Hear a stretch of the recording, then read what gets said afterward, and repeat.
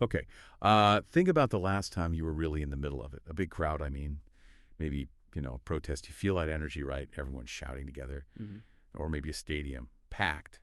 Your team scores. You're just yelling along with thousands. It's intense. Then there's online, which is maybe a bit different, but still powerful. Those Yeah. comment sections, wow. Have you ever stopped to think, like, how people change in those moments? The usual rules, how we normally act, they just seem to, well, they kind of fade away, don't they? People say things they probably never say one-on-one.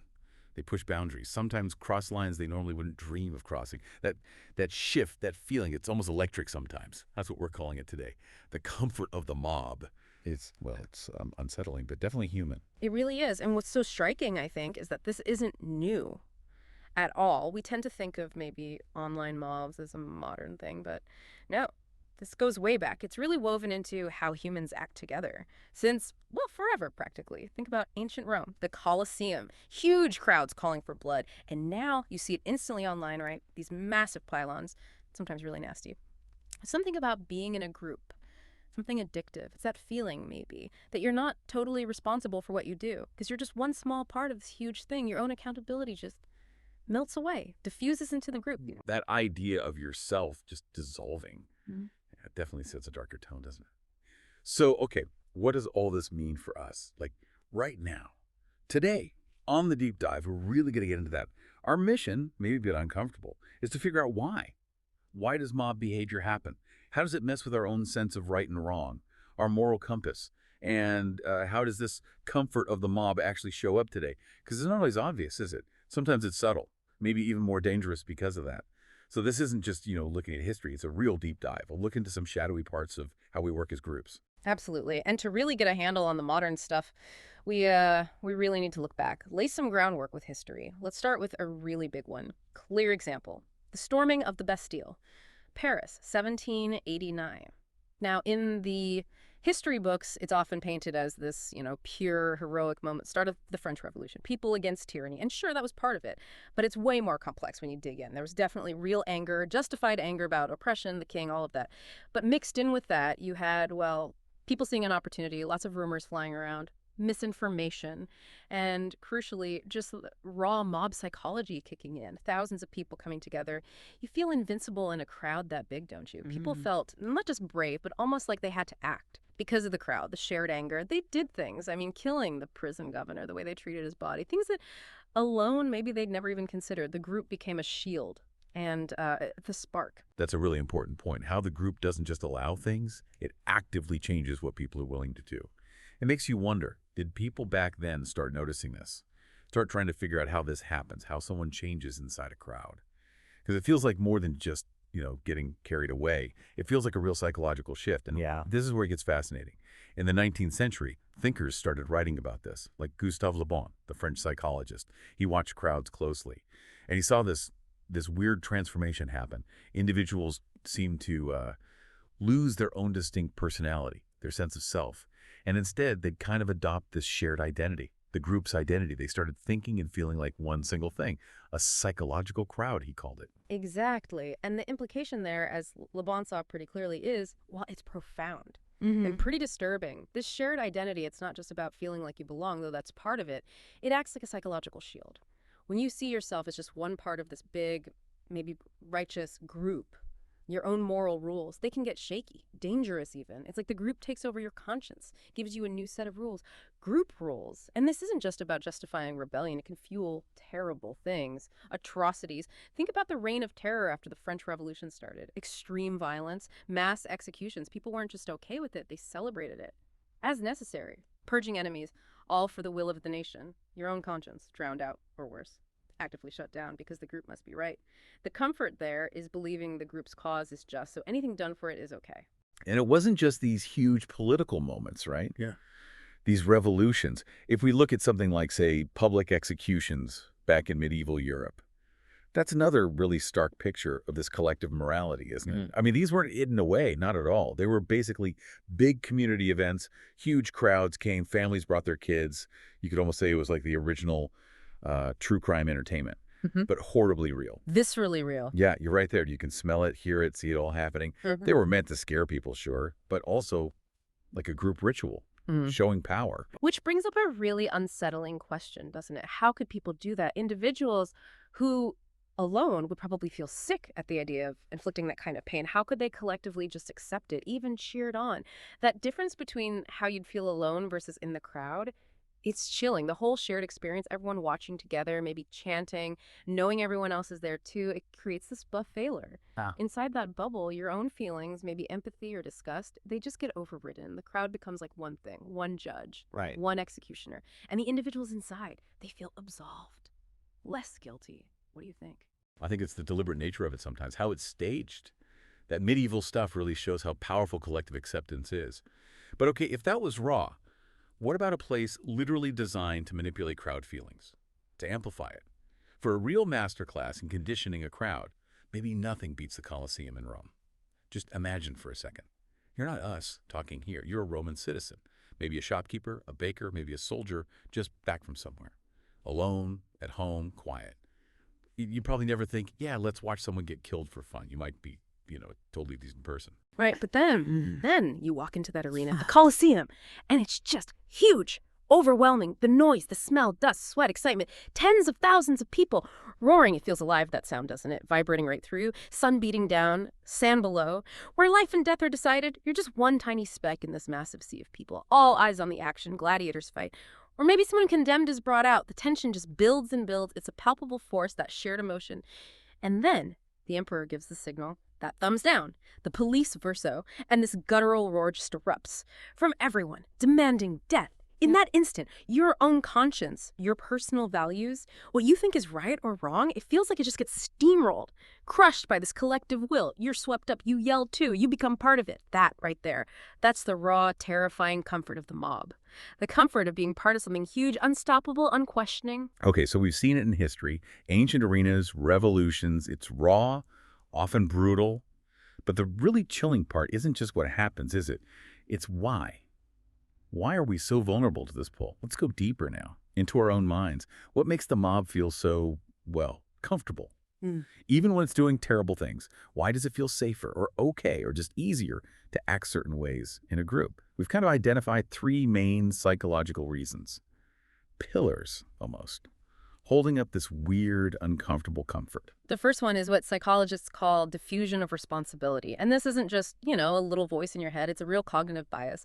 Basically, just having other people around, especially a lot of them, it spreads out the blame, in our minds anyway. Your brain kind of offloads the personal guilt, makes you feel like, hey, if everyone's doing it, it's not just on me. Yeah. So you feel less accountable. The personal cost seems tiny. It's like a mental trick that lets you bypass your normal moral checks and balances. Allows you to do things you'd never do alone because the perceived risk to you feels so low. Yeah, it just melts away, like the group absorbs it somehow. Which leads right into the second pillar, emotional contagion.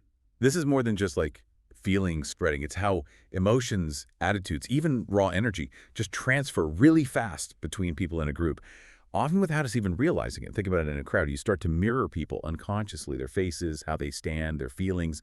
Your mirror neurons are firing. Exactly. Your brain's wired for it. Yeah. So a little bit of anger from one person or excitement you can catch like fire.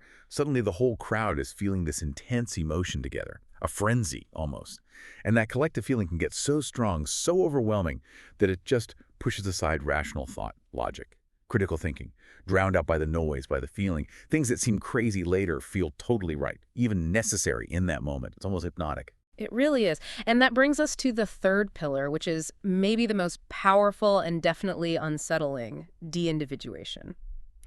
This is when, in a crowd, you start to feel less like you, less self-aware. You feel anonymous, like you've disappeared into the group. Your own identity fades. And when you feel anonymous, when you feel like just one face among many, well, the usual things that stop us misbehaving, like fear of being judged or personal shame or just following social rules, they start to loosen up a lot. You're less focused on yourself, less worried about consequences. And that combination, less self-awareness, less personal accountability, it can directly lead to doing things you would never, ever do on your own. When everyone knows who you are and what you did, it blurs the lines. And that anonymity, Hmm. wow, that's huge today, isn't it? Hmm. Especially online. If you think about it, that exact feeling powers so much of the online mob stuff we see. It's chillingly effective. Think about cancel culture or just, mass trolling. Yeah, or the dogpiling. Exactly. Dogpiling. Perfect term. People hiding behind screens, maybe fake names, or just lost in the sheer number of comments. And they type things. Yeah. Things they would absolutely, definitely never say to someone's face. Right. And a Twitter dogpile, just to be clear, it's not just general criticism, it's targeted. One person or one tweet suddenly gets hit by this massive, coordinated wave of hate, insults, condemnation, hundreds, thousands of people piling on, often trying to shame them, silence them, ruin their reputation. Yeah. And the comfort they get from being anonymous online, that feeling of, I'm just one of thousands, shielded by the screen, that's exactly what allows them or emboldens them to join in without feeling the real weight of their words. It's the same old mob psychology, just supercharged by technology. Faster, easier, less personal risk. And that word comfort, it's not just about avoiding blame, is it? It feels deeper. It taps into something really basic in us, that need to belong. We're social animals. We are. We crave connection, acceptance. And the mob, subtly, it whispers, you're one of us. You belong. And that feeling, being part of the group, being accepted, it can be so powerful, so seductive, that sometimes it just overrides your own personal sense of right and wrong. You might go along with something, maybe just stay silent, even if you know it's wrong, because we have alternative. Standing alone, being the outsider. That's terrifying for many people. It really is. More terrifying maybe than compromising your own values. It's a tough internal fight, and the mob knows how to win it. And what about the flip side of that? The fear of being the outsider. You see people join in sometimes, not because they agree, but because they're scared of being targeted next. Right, self-preservation. Exactly. The fear of being isolated, of having the group turn on you.